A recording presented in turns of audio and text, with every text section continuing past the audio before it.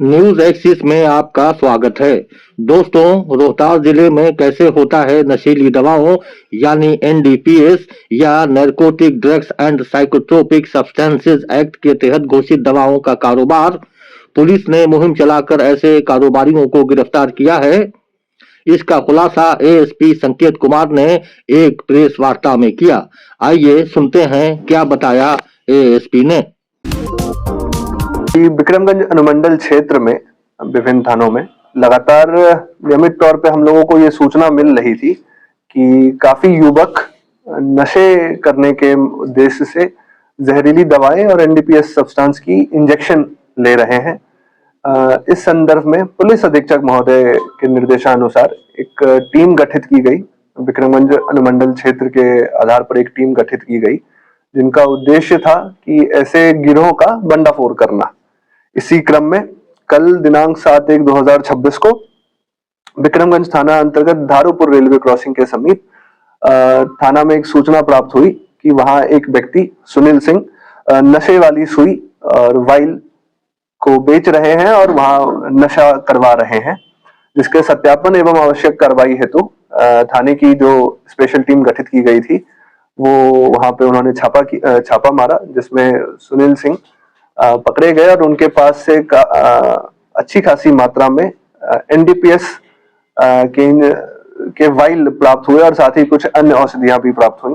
जब उनसे पूछताछ की गई तो उनके द्वारा बताया गया कि ये जो वाइल है नशे करने के लिए जो ये वाइल यूज हो रहा है वो सासाराम के एक मेडिकल दुकान से लेकर आते हैं, जिस संबंध में आवश्यक कार्रवाई हेतु टीम सासाराम छापेमारी करनी गई और वहां पे उन्होंने सत्यम आनंद को गिरफ्तार किया, जिनके यहाँ से काफी अच्छी खासी संख्या में नशे करने वाले वाइल प्राप्त हुए। जब गहराई से जांच पड़ताल किया गया तो उसमें पाया गया कि कुछ जो वाइल्स हैं जिनसे इंजेक्शन लिया जा रहा है वो एनडीपीएस के तहत आते हैं और कुछ ड्रग्स एंड कॉस्मेटिक्स के तहत अवैध हैं, जिनका ऐसे डायरेक्टली सेल करना अवैध है। तो इस संबंध में एनडीपीएस के तहत कांड दर्ज कर दिया गया है और जो बाकी अन्य औषधियां हैं जिनका इस तरीके से सेल करना अपराध माना जाता है तो उसके लिए ड्रग इंस्पेक्टर को सूचना दे दी गई है और उनके रिपोर्ट के अनुसार इस पर कार्रवाई की जाएगी।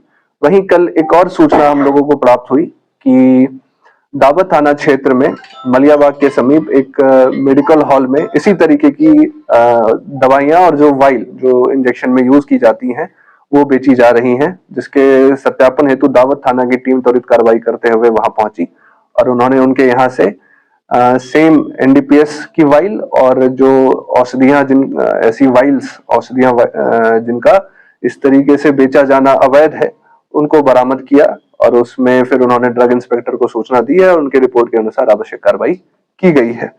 अगर बरामदगी की बात करें तो सुनील सिंह के पास से 2 ml बिप्रोनॉर्फिन इंजेक्शन 90 पीस बरामद हुआ है। 2 ml डाइक्लोफेनाक सोडियम इंजेक्शन लिफोर्ट 60 पीस बरामद हुआ है। 2 ml एविल 70 पीस बरामद हुआ है और कुछ सुइयां भी बरामद हुई हैं। वहीं सत्यम आनंद के पास से डाइक्लोफेनाक इंजेक्शन 690 पीस बरामद हुए हैं। एविल के 1470 पीस बरामद हुए हैं।